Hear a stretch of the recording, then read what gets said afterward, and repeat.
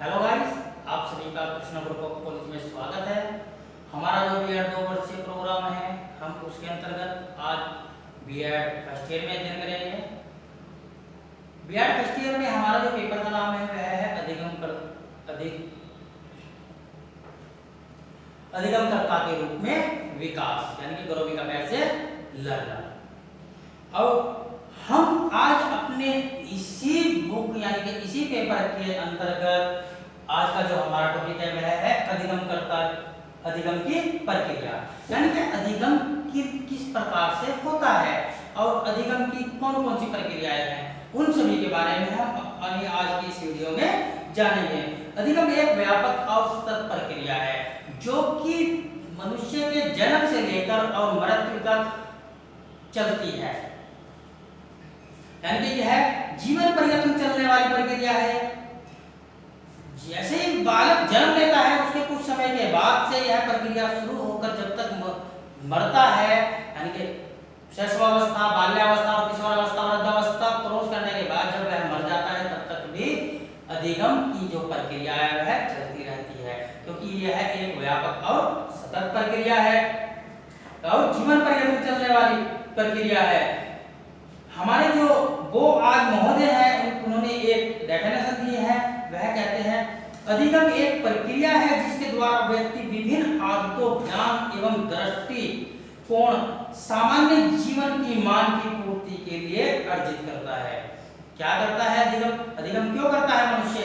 अपने ज्ञान को बढ़ाने के लिए, अपना जो दृष्टिकोण है उसका विस्तार करने के लिए, अपनी जो आदतें हैं उनको सुधारने के लिए, यानी कि इसीलिए वह कहीं ना कहीं से कुछ ना कुछ सीखता रहता है।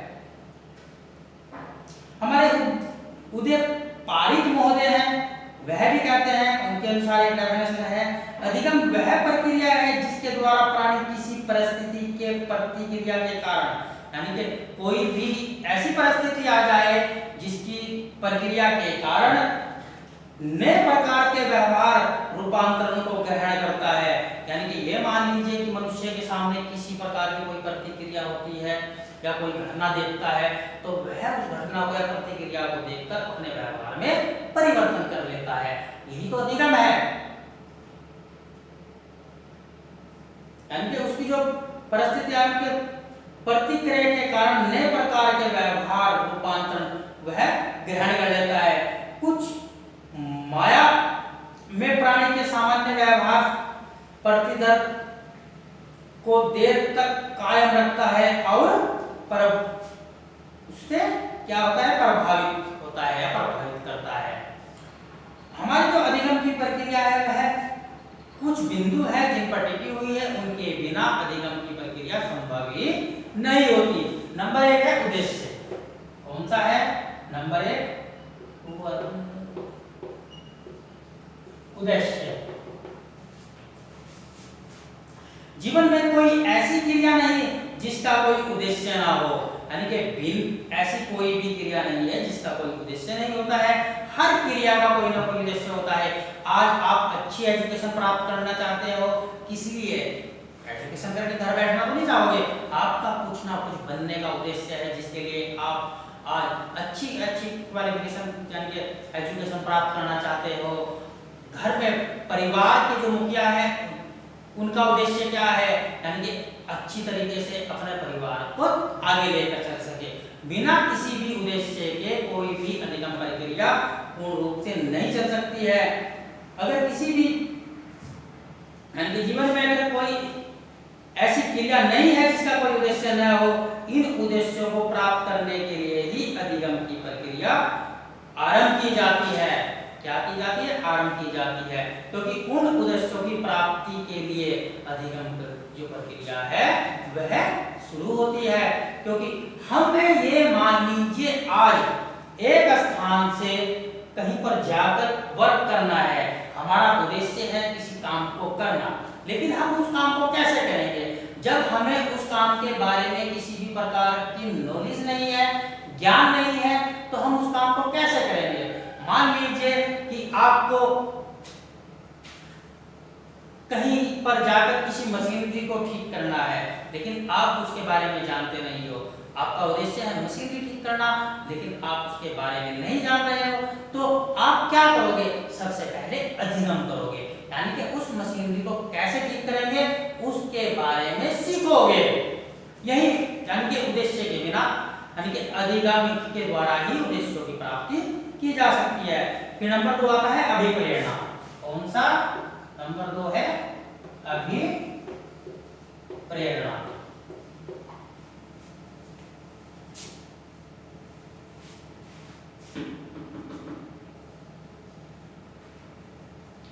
उद्देश्य इच्छा या आवश्यकता व्यक्ति को किसी कार्य को करने के लिए अभिप्रेरित करती है, यानी कि जो मनुष्य की इच्छा होती है वह किसी कार्य को करने के लिए क्या करती है, अभिप्रेरित करती है, क्योंकि जब इच्छा नहीं होगी तो उसको अभिप्रेरित कैसे होगी। यह अभिप्रेरणा व्यक्ति को क्रियाशील बनाती है, तभी तो मेंटल ने कहा कि अभिप्रेरणा अधिगम की अनिवार्य दशा है, यानी कि अगर जब तक किसी भी चीज को करने के लिए मोटिवेशन नहीं मिलेगा तब तक वह कार्य सही प्रकार से नहीं कर सकते हैं। इसीलिए जो हमारे मेंटल महोदय हैं उन्होंने कहा है कि अधिगम जो अभिप्रेरणा है वह अधिगम की अनिवार्य दशा है। नंबर 3 है उत्तेजना।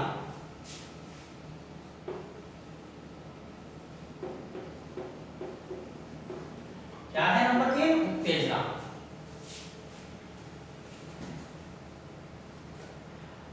अभिप्रेरणा के बाद उत्तेजना क्रिया के संपादन में सहायक होती है।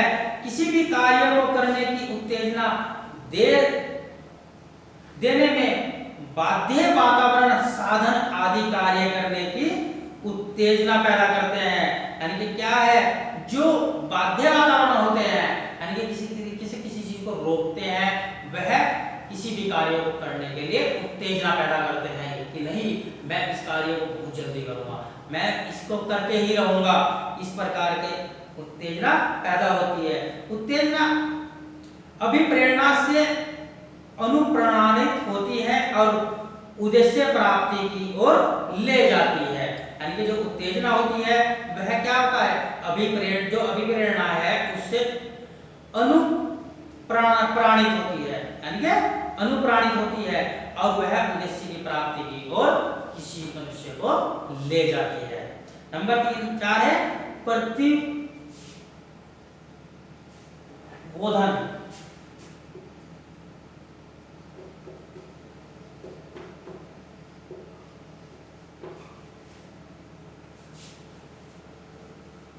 किसी क्रिया से संबंधित सभी उपक्रियाओं और अन्य पक्ष प्रत्यक्षीकरण के अंतर्गत आते हैं। किसके? प्रत्यक्षीकरण के अंतर्गत आते हैं। अंतर्बोध ज्ञान आदि के द्वारा क्रिया आगे बढ़ती है, यानी कि जो मनुष्य में के अंदर अंतर्बोध होता है उसमें जो ज्ञान होता है उसकी जो क्रिया है उसी के द्वारा क्या होता है, जो वह किसी काम को करना चाहते हैं, क्रिया करना चाहते हैं, वह आगे बढ़ती है। अगर किसी के अंतर्बोध में कोई भी ज्ञान नहीं है, वह किसी भी चीज के बारे में नहीं सोच रहा है, तो वह किसी काम को करने के लिए क्रिया उसका साथ नहीं देती है। अब हमारा नंबर 5 आता है पुनर्बलन।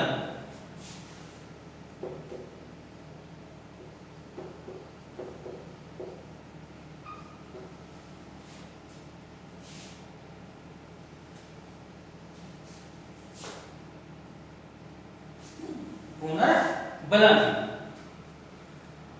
व्यक्ति उद्देश्य की पूर्ति के लिए कई प्रकार की अनुक्रियाएं रहता है। क्या करता है, यानी कि जो व्यक्ति होता है वो अपने उद्देश्य की पूर्ति के लिए कई प्रकार की अनुक्रियाएं करता है। जिन अनुक्रिया के द्वारा उद्देश्य की पूर्ति होती है वह पुनर्बलित हो जाती है, यानी कि ये मान लीजिए कि हमने किसी बालक को कहा बेटा चलो ये काम करो, हमने उसके प्रति अनुक्रियाएं कराई उससे और वह काम उसका आसानी से हो गया, तो क्या हुआ, वह पुनर्बलित हो गया, यानी कि उसमें किसी और ने भी सहयोग किया, वह पुनर्बलित हो जाती है। और वह इस सफल अनुक्रिया की विशेष परिस्थिति आने पर पुनरावृत्ति करता है, यानी कि क्या करता है, जब किसी चीज में उसको सफलता मिल जाती है तो वह उस काम को बार बार करना पसंद करता है। अगर उसको पुनर्भरण की प्राप्ति नहीं होती है तो वह उस काम को करने में आलस्य करेगा, हिचकिचाहट करेगा।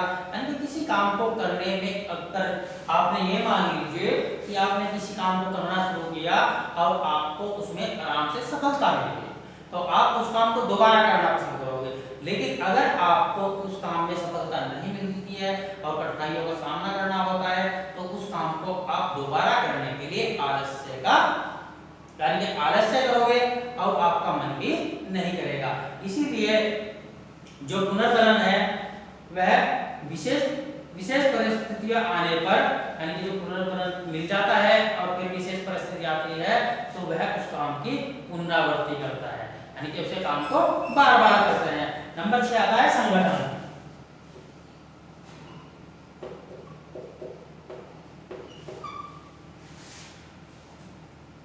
अधिगम उचित एवं सफल अनुक्रिया पर का चयन एवं संगठन है।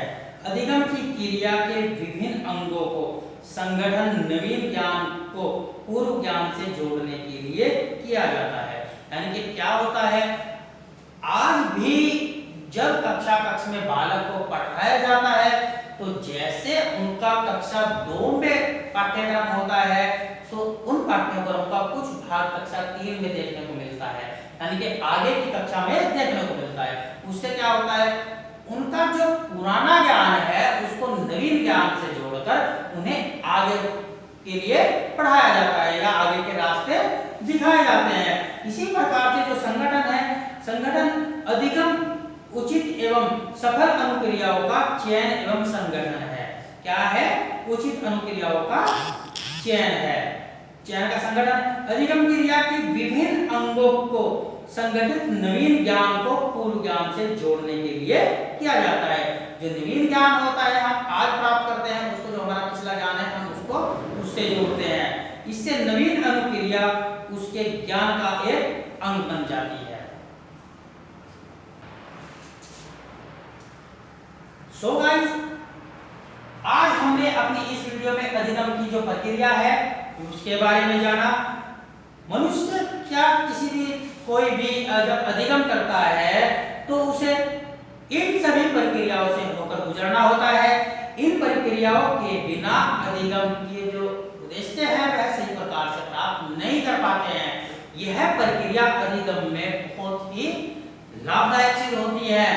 जैसे कि उद्देश्य, बिना किसी भी उद्देश्य के किसी भी प्रकार का अधिगम सही तरीके से नहीं होता है। अभिप्रेरणा भी अधिगम की एक प्रक्रिया है, यह भी अधिगम में बहुत महत्वपूर्ण सहयोग करती है। उत्तेजना है, प्रतिबोधन है और पुनर्बलन, और अंतिम है संगठन। यानी कि ये सभी प्रक्रियाएं अधिगम में सहायता करती है और इनकी कमी के बिना अधिगम की जो प्रक्रियाएं है वह सुचारू रूप से नहीं चल पाती है। सो गाइस, हमारा जो यह टॉपिक था अधिगम की प्रक्रिया यह पूरा होता है। हम अपनी नई वीडियो में नए टॉपिक के साथ आपको दोबारा मिलेंगे। तब तक के लिए धन्यवाद।